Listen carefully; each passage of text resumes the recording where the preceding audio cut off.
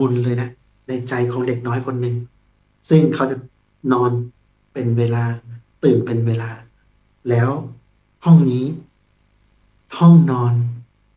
ปู่ย่าตายายเราจึงชื่อให้ชื่อห้องนี้ว่าห้องมหาสิริมงคลนะห้องมหาสิริมงคลนี้ถามว่าพัฒนานิสัยอะไรห้องนอนนี่นะเป็นห้องมหาสิริมงคลพัฒนานิสัยรักบุญกลัวบาป เออรักบุญกลัวบาปนะเดี๋ยวอาจารย์จะอธิบายให้ฟังอีกห้องที่สองห้องน้ำห้องน้ำนี่คือห้องอะไรห้องมหาพิจารณาพัฒนานิสัยอะไรพัฒนานิสัย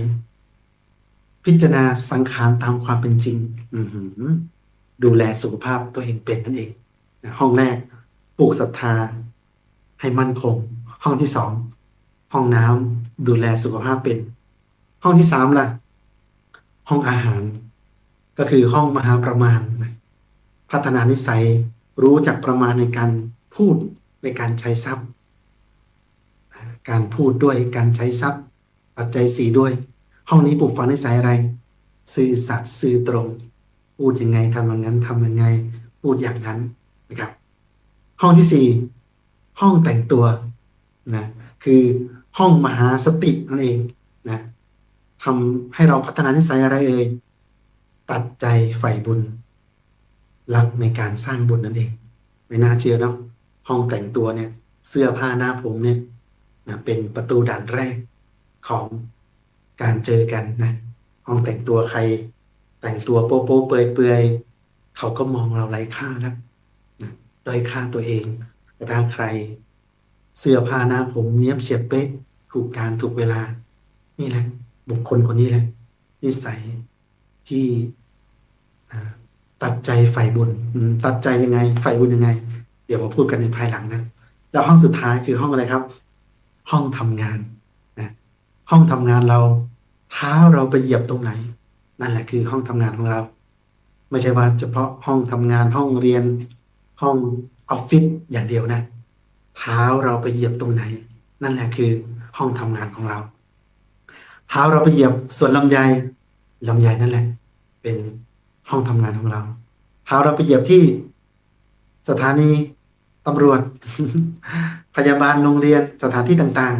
ๆเท้าเราไปเหยียบตรงไหนนั่นแหละห้องทำงานของเราให้อะไรเอ่ยสะอาดกับระเบียบครับห้องทำงานนี่คือห้องพัฒนานิสัยใฝ่ความสำเร็จใครจะสำเร็จหรือล้มเหลวห้องนี้แหละ จะเป็นห้องวัดค่าความสำเร็จห้องเจ้าปัญญานั่นเองนะครับวันนี้สาเหตุนิสัยของเรามันเกิดจาก5 ห้องชีวิตแหละหนึ่งคือห้องนอน2ห้องน้ำ3 ห้องครัว4 ห้องแต่งตัว5 ห้องทำงานแล้วปลูกฝังนิสัยอะไรปลูกฝังนิสัยรักความสะอาดรักความเป็นระเบียบ ใช้ห้องทุกห้องให้สุภาพใช้ห้องทุกอย่างให้ตรงเวลาแล้วใช้ห้องทุกอย่างให้เกิดสมาธิความดีสากล5 ประการนี้แหละถ้าเราเอาความดีสากล5 ประการนี้นำกลับไปใช้ในชีวิตถามว่าชีวิตเราจะดีขึ้นแน่นอนไหมแล้วแต่ชีวิตของเราแล้วแต่นิสัยคนนั้นจะทำจริงหรือเปล่าถ้าทำจริง นะนิสัยดีเกิดขึ้นแน่นอน ถ้าทำเหยาะแยะทำเล่นๆทำเช้าชามเย็นชามนิสัยเราก็ไม่เปลี่ยนนิสัยเราก็เหมือนเดิม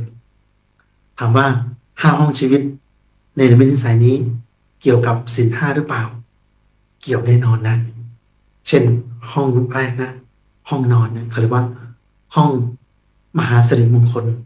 มีหน้าที่ปลูกฝังความเข้าใจเกี่ยวกับความจริงของชีวิตทำให้ชีวิตของเราเกิดสัมมาทิฏฐิเกิดสัมมาสมาธิในใจตั้งมั่นเกิดสมาธิตั้งมั่นที่กลางกายก็คือใครจะทำดีทำชั่วบุญบาปมันจะเซตโปรแกรมตอนที่เราหลับไปนะหลับไปในอุทะเลบุญหรืออุทะเลบาปนี่แหละห้องนี้จึงสำคัญเป็นห้อง ศรัทธาจะมั่นคงหรือคลอนแคลนห้องนี้แหละสำคัญเลยนะห้องนี้ทำไมพ่อแม่เราให้สวดมนต์ก่อนนอนนะไหนใครสวดมนต์นั่งสมาธิก่อนนอนบ้างยกมือโอ้สาธุนะถูกต้องแล้วนะถูกต้องแล้วลาเราถ้าเราตั้งใจเอาบุญใหญ่ในห้องนี้นะก่อนนอนสวดมนต์นั่งสมาธิบูชาบุคคลที่ควรบูชาแล้วเนี่ยนะเราย่อมเซตโปรแกรมใจในวันพรุ่งนี้ของเราสดชื่นเบิกบานแน่นอน แต่ถ้าห้องนี้เราไปดูหนังฟังเพลงเล่นเกมเลือดท่วมจอเลยเพลงเซตโปรแกรมบาปเลยปุ๊บหลับไปในใจที่เศร้าหมองไม่ผ่องใสถามว่าอะไรเป็นที่ไปทุกขติเป็นที่ไปทุกขติสี่เลยเปรตอสุรกายสัตว์เดรัจฉานสัตว์นรกเป็นที่ไปทันทีห้องนี้จึงเป็นห้องมหาสิริมงคลถ้าเราสวดมนต์นั่งสมาธิเซตโปรแกรมใจเราดีๆว่าพรุ่งนี้เราจะตื่นเช้าแต่เช้าตั้งใจไปทำงานตั้งใจไปสั่งสมบุญสร้างบารมีเซตโปรแกรมใจใสไว้ก่อนใจใสก็ไปดีใจหมองก็ไปอบายนะครับเนี่ยห้องนี้จึงสำคัญก็เช็คอีกว่าห้องนี้อากาศถ่ายเทดีไหมขนาดเป็นไงบ้างการตกแต่งเป็นไงบ้างวิธีใช้ห้องนะขนาดพอดีหรือว่าอากาศถ่ายเทดีไหมบางคนอึดอัดหายใจไม่ออกถ่ายเทไม่สะดวกอันนี้ก็ลำบากนะแสงพอไหมต่างๆนะเราต้องเช็คถ้าเราไม่เช็คห้องของเรานะเอาขนมไปกินเอาอาหารไปกินถามว่าน้ำแกงหยดลงหรือกาแฟ1 หยดลงไปอะไรมาที่นอนเราบ้างห้องนอนอะไรครับมด แมงสาบหนูงูแมวหมาโอ้โหห้องนอนเราเป็นอะไรเอ่ยห้องสวนสัตว์เลยนะสวนสัตว์เลยนะสัตว์มาเป็นไงครับเอาอะไรมาฆ่า นะไบคอนฆ่าตายเรียบมันอยู่ไหนอีกเดินไปปุ๊บจุดน้ำมันราดฟุบตายทั้งหมู่บ้านหมดก็ตายแมลงสาบก็ตายหนูก็ตายข้อที่ 1ถามว่าผิดไหมปานาติปาตาเวรมณีเลยเนี่ยเราไม่ได้งดเว้นจากการฆ่าการเบียดเบียนแต่เราเป็นปานาติบาตศีลข้อที่ 1ก็ขาดไปแล้วจำไว้แล้วว่านิสัยดีหรือชั่วมันมาจากห้องนอนห้องน้ำห้องครัวห้องแต่งตัวห้องทำงาน5 ห้องชีวิตนี่แหละถ้า5 ห้องชีวิตนี้ไม่สะอาดไม่เป็นระเบียบศีลข้อที่ 1ก็ขาดไปแล้วคืออะไรครับที่ไหนสกปรกที่นั่นต้องมีการฆ่าจำไว้นะครับเลคเชอร์ไว้เลยนะจดไว้เลยนะจดไว้เลยยัง ข้อที่ 1ที่ไหนสกปรกที่นั่นต้องมีการฆ่าศีลข้อ 1ก็ขาดแต่ตรงกันข้ามนะที่ไหนสะอาดที่นั่นจะไม่มีการฆ่าน้ำแกงหยดลงพื้น1 หยดเรารีบเช็ดรีบกวาดรีบถูน้ำกาแฟหยดตรงไหนรีบเช็ดทำความสะอาดเราก็ป้องกันมดป้องกันแมลงป้องกันหนูงูแมงสาบโอ้โหตัดวงจรปาณาติบาตเลยทีเดียวนะครับจำไว้นะข้อที่ 1เนี่ยถ้าเรารักษาอ่าห้องทุกห้องให้สะอาดเราจะไม่มีการฆ่าบางคนฆ่ายุงได้ก็ฆ่าไก่ได้ฆ่าไก่ได้ก็ฆ่าวัวฆ่าควายได้ฆ่าวัวฆ่าควายได้ก็ฆ่าคนได้เห็นไหมฆ่าคนได้ก็ฆ่าพ่อฆ่าแม่ได้สิ่งเหล่านี้มันเกิดจากการนิสัยเล็กๆน้อยๆที่เราผิดพลาดฆ่ายุงฆ่าปูฆ่าปลาฆ่าเป็ดฆ่าไก่ฆ่าวัวฆ่าควายฆ่าคนฆ่าพ่อฆ่าแม่เห็นไหมเริ่มต้นจากผิดศีลเล็กๆน้อยๆถ้าเราใจเราไม่ละเอียดใจเราไม่ประณีตนะก็จะเกิดการผิดพลาดจากเล็กๆเป็นใหญ่โตได้จนถึงทำสงครามฆ่าล้างเผ่าพันธุ์สงครามระหว่างประเทศได้เกิดจากน้ำแกงหยดเดียวหยดลงพื้นแล้วเราไม่เช็ดแล้วเราไม่ถูแต่ตรงกันข้ามเราปล่อยให้ มดมากินแมลงสาบมากินหนูมากินแล้วก็ฆ่าสัตว์เหล่านี้ เห็นไหมครับว่าน้ำแกงหยดเดียวทำให้วัดร้างได้น้ำแกงหยดเดียวทำให้โรงเรียนร้างได้น้ำแกงหยดเดียวน้ำกาแฟหยดเดียวทำให้ครอบครัวแตกแยกกันตำบลแตกแยกกันอำเภอแตกแยกกันจังหวัดแตกแยกกันจนถึงระดับประเทศทำสงครามกันไม่น่าเชื่อว่าถ้าเราสะอาดแล้วก็ใจเราก็สะอาดสิ่งแวดล้อมเราก็สะอาดด้วยอย่างนี้เป็นต้นเราจะรักษาศีลข้อที่หนึ่งไม่ได้สาธุเห็นไหมครับว่าสำคัญมากเลยห้องที่สองห้องมหาพิจารณาคือห้องน้ำนั่นเองสังเกตไหมว่าอึแข็งฉี่เหลืองอึแข็งคือนอนดึกดื่มน้ำน้อยถ้าเราตรวจสุขภาพคุณหมอที่เราไปตรวจสุขภาพเอาอะไรไปตรวจเอาฉี่ไปตรวจเอาอึไปตรวจถามว่าตรวจอะไรตรวจโอ้โหสารพัดโรคเลยถ้าเราอึแข็งแสดงว่าเรานอนดึกอึแข็งดื่มน้ำน้อยนี่เป็นการตรวจสุขภาพถ้าฉี่เหลวสีของฉี่ของอึเหลืองอ้อยเลยขาดน้ำแล้วไหลพรวดเหลวเลยท้องเสียแล้วเห็นไหมครับว่าการตรวจเช็คสุขภาพห้องน้ำก่อนที่จะกดชักโครกเราดูก่อนนะพิจารณาสังขารก่อนตามความเป็นจริงนะครับอาจารย์ไม่ได้ดราม่าอะไรนะแต่ว่านี่คือพุทธเจ้าให้หลักเอาไว้แม้แต่ป่วยเจ็บป่วยก็พระภิกษุก็ดื่มน้ำยาดองด้วยน้ำมุ้งน้ำฉี่ของเรานี่แหละเป็นวัคซีนสดเลยรักษาดีที่สุดนะถ้าเราดูสังเกตเป็นคนละเอียดละออห้องนี้แหละจะเป็นห้องพัฒนานิสัยตามความเป็นจริงว่าร่างกายเรานี่นะเราไม่ต้องแต่งหล่อแต่งสวยอะไรหรอกขี้เต็มท้องเลยนะเรามองไปดูอุจจาระปัสสาวะในขี้มูกขี้ไคขี้ตาขี้ฟันขี้เล็บโอ้โหเราเป็นรังแห่งโรครังแห่งขี้เลยนะเราไม่ต้องมองใครหล่อใครสวยหรอกแต่เรามองว่าร่างกายนี้มีแต่สิ่งปฏิกูลนะถ้าพี่นางไปว่าขอบคุณร่างกายนะแม้แต่มีสิ่งปฏิกูลเราก็จะทำร่างกายนี้กายหยาบนี้เป็นฐานทัพในการสร้างบุญสร้างบารมีของเราแต่ว่าเวลาพิจารณาธรรมให้พิจารณาเป็นอสุภะแต่ว่าสั่งสมบุญให้รักษาสรีระยนต์นี้ให้เป็นสมบัติของพระพุทธศาสนาต้องให้สะอาดเป็นระเบียบทั้งดูแลสุขภาพร่างกายตนเองทางดูแลสิ่งแวดล้อมภายในภายนอกให้สะอาดเป็นระเบียบห้องนี้จึงเป็นห้องดูแลสุขภาพเป็นคือห้องน้ำห้องที่สองคือห้องที่สามคือห้องอะไรครับห้องอาหารตื่นนอนเสร็จปุ๊บเข้าห้องน้ำเสร็จหิวแล้วจะไปทำงานแล้วใช่ไหมห้องนี้เขาเรียกว่าห้องอาหารห้องมหาประมาณถามว่าพัฒนานิสัยอะไรให้รู้จักประมาณในการพูดและก็การใช้ทรัพย์ห้องอาหารนี่นะบางคนก็ไปทำงานแต่เช้าอะไรใกล้สุดข้าวเหนียวหมูปิ้ง ข้างทางถามว่าได้ไหมได้แต่บ่อยครั้งได้ไหม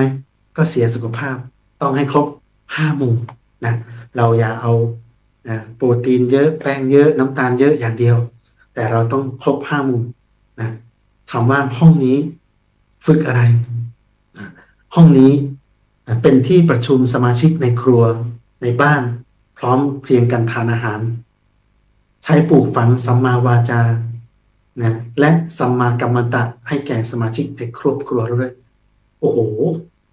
สัมมาวาจาคำพูดของเราเนาะการที่เราทานข้าวร่วมกันเป็นไงทานข้าวร่วมกันในครอบครัวเนี่ยลูกตอนข้าวเข้าปากเราพูดได้ไหม ไม่ได้เนาะพ่อกับแม่เรากำลังทานข้าวอยู่แม่ก็เมื่อวานนี้ไปเกเรไปชกไปต่อยใครหรือเปล่าลูกแม่ได้ยินข่าวมาคุณครูประจำชั้นบอกมานะไปแกล้งเพื่อนใช่ไหมอย่าไปแกล้งเพื่อนนะลูกเราไปแกล้งเพื่อนภพชาติต่อไปเราก็โดนแกล้งเหมือนกันไปต่อยไปตีเพื่อนเราก็โดนตีโดนต่อยเหมือนกันนะเขาเรียกว่า กรรมมัสสะโกมหิกรรมะทายาโทเรามีกรรมเป็นของตนเป็นทายาทแห่งกรรมนะกรรมะโยนิกรรมะพันธุเรามีกรรมเป็นกำเนิดเนี่ยมีกรรมเป็นเผ่าพันธุ์นะลูกนะกรรมะปฏิสารโนเรามีกรรมเป็นที่พึ่งอาศัยยังกรรมังกริสามิเราทำกรรมใดไว้กันระยานังวาปาปะกังวาดีหรือชั่วก็ตามตัสสะทายาโทภวิสามิเราจะต้องเป็นผู้รับผลในกรรมนั้นคือพูดง่ายๆว่านะพระสมมาพุทธเจ้าพระองค์ตรัสนะว่าเรามีกรรมนะเป็นของตนมีกรรมเป็นกำเนิดมีกรรมเป็นเผ่าพันธุ์เราทำกรรมใดไว้นะย่อมได้รับผลในกรรมนั้นนะนี่ทำดีได้ดีทำชั่วได้ชั่วนะลูกนะเราทำดีเราย่อมได้ดีทำชั่วย่อมได้ชั่วคนทำชั่วได้ดีเขาใช้กินบุญเก่าอยู่นะพอบุญเก่าหมดบุญใหม่ไม่ได้ทำวิบากกรรมก็ส่งผลนะลูกให้เราอดทนสั่งสมบุญตั้งหน้าตั้งตาทำคุณงามความดีของเราไปนะเช่นนะข้อที่สามก็จะเป็นการห้องอาหารนี่แหละจะเป็นห้องปลูกฝังสัมมาวาจาสังเกตไหมแม่ครัวเราเนาะแม่ครัวเราอยู่หน้ากับหน้าเตาหน้ากระทะเลยเนี่ยมันร้อนไหมร้อนนะสังเกตเราไปงานศพงานบวชไหมแม่ครัวอยู่หน้าเตาพูดอะไรโฉงเฉงไหม พูดนินทาใครนะแม่ผัวพ่อนะลูกสะใภ้นะลูกเขยสามีตัวเองนี่คือสำคัญมากเลยนะถามว่าในเตามันก็ร้อนก็พูดไปบ่นไปเราอย่าไปบ่นนิสัยของลูกสะใภ้หรือว่าไฟในอย่านำออกไฟนอกอย่านำเข้าให้มีสัมมาวาจาปิยวาจานะคำพูดของเราพระเดชพระคุณหลวงพ่อธรรมชโยนะครับผู้เป็นอธิบดีสงฆ์แห่งวัดพระธรรมกายหลวงพ่อท่านก็เคยให้โอวาทไว้ว่าถ้อยคำใดที่เป็นปรปักษ์ต่อการหยุดนิ่งพูดแล้วเขาสูญเสียความสงบใจสูญเสียกำลังใจในการประพฤติปฏิบัติธรรมพึงเว้นคำพูดนั้นถ้อยคำใดพูดแล้วทำให้ใจสงบทำให้ใจตั้งมั่นเกิดกำลังใจในการสร้างความดีในการประพฤติปฏิบัติธรรมพึงพูดคำนั้นเถิดโอ้โหสาธุเห็นไหมครับว่าถ้อยคำใดก็ตามที่เป็นปรปักษ์ต่อการหยุดนิ่งต่อการทำสมาธิที่เป็นฆ่าศัตรูนั่นเองเป็นปรปักษ์ในการให้เว้นไว้แต่คำพูดใดก็ตามที่ทำให้ใจสงบใจตั้งมั่นเกิดกำลังใจในการสร้างความดีให้เราพูดเถิดนะพระสัมมาสัมพุทธเจ้าพระองค์ตรัสว่าคำพูดเราต้องจริงเป็นคำจริงตรงแท้เป็นคำจริงเป็นประโยชน์พึงใจพูดฟังไม่กระทบตนเองต่อผู้อื่นและก็พูดด้วยจิตที่เมตตาพูดไปเถิดคำพูดนั้นนะเป็นประโยชน์พึงใจผู้ฟังพูดแล้วเขายิ้มนะคุณอาจารย์มหารัตนอุบาสิกาจันทร์คนนยมก็บอกว่าพูดแล้วขาดทุนอย่าพูดแล้วต้องได้กำไรนะเหลือเวลาอีก3 นาที 3 นาทีเนาะนะห้องที่4นั่นก็คือห้องแต่งตัวคนไหนก็ตามที่รัดรูปโป๊ะเปื่อยอย่าทำนะอันไหนก็ตามที่เราทำแล้วนะใส่แล้วรู้สึกว่าป้องกันเหยียบลุงลิ้นไดไต่ตอมใส่แล้วป้องกันอุจจาระก็พอให้ถูกกาลเทศะห้องนี้เรียกว่าห้องรักการสั่งสมบุญห้องนี้เป็นห้องตัดใจใฝ่บุญนะถามว่าตัดใจใฝ่บุญอะไรรู้ว่าดีว่าชั่วถ้าเราแต่งชุดโป๊ะเปื่อยไปคนแอบถ่ายปุ๊บไปมีกามราคะเกิดขึ้นไปข่มขืนเด็กไปมีเพศสัมพันธ์ผิดลูกผิดเมียผิดผัวเราคือต้นบาปนะเราไปนุ่งน้อยห่มน้อยไปสาวเชียร์เบียร์ไปทำโปสเตอร์ไปทำภาพโป๊ะไปเปื่อยไปทำสื่อลามกอนาจารนะเราคือต้นบาปบางคนตายไปภาพตัวเองที่สตาร์ฟไว้ในโลกออนไลน์ยังอยู่คนไปดูเกิดจิตปฏิภาณเกิดราคะเกิดทำไม่ดีไปข่มขืนไปฆ่า อย่างนี้เราถือต้นบาปห้องนี้จะเป็นห้องแต่งตัวคือห้องมหาสติทำให้เรามีสติอยู่กับตัวว่าเราอย่าไปผิดลูกผิดเมียใครนะอย่าไปโชว์กล้ามโชว์เนื้อโชว์หนังให้ใครนะให้เรามีสติอยู่กับตัวนะจ๊ะการที่เรานุ่งห่มเรียบร้อยทุกกาลเทศะเราคือต้นบุญต้นแบบในการสร้างบารมีข้อสุดท้ายห้องทำงานก็คือห้องพัฒนานิสัยใฝ่ความสำเร็จ ห้องทำงานของเราให้สะอาดเป็นระเบียบห้องนี้แหละจะเป็นห้องสติห้องปัญญาเท้าเราไปเหยียบตรงไหนห้องนั้นแหละคือห้องทำงานของเราวันนี้พระอาจารย์ฝากไว้นะ5 ห้องชีวิตในระมิตนิสัยรักความสะอาดรักความเป็นระเบียบทำให้เราพัฒนานิสัยของเราทำให้ย่อยกพระพุทธศาสนาให้เจริญรุ่งเรืองแล้วก็ศีล5 ข้อก็ครบด้วยงดเว้นจากการฆ่างดเว้นจากการลักทรัพย์งดเว้นจากการเวทผิดในกามงดเว้นจากการพูดปดมดเท็จพูดส่อเสียดพูดเพ้อเจ้อแล้วก็ดื่มสุราด้วยของมึนเมาวันนี้รายการธรรมารับอรุณพระอาจารย์กล้าทำโจติสิโปประธานที่พักสงฆ์ทุดงค์กล้าทานนครสวรรค์ก็ขออำนวยพรให้ญาติโยมทุกคนที่ชมรายการนี้พระอาจารย์ทุกรูปน้องสามเณรให้สุขทั้งกายสุขทั้งใจ มีธรรมะที่สว่างไสวธรรมะรับอรุณในวันนี้ก็ขอเจริญพรมาณโอกาสนี้ให้ทุกคนเฮงเฮงรวยรวยใจใสเข้าถึงธรรมจงทุกประการเทินเจริญพร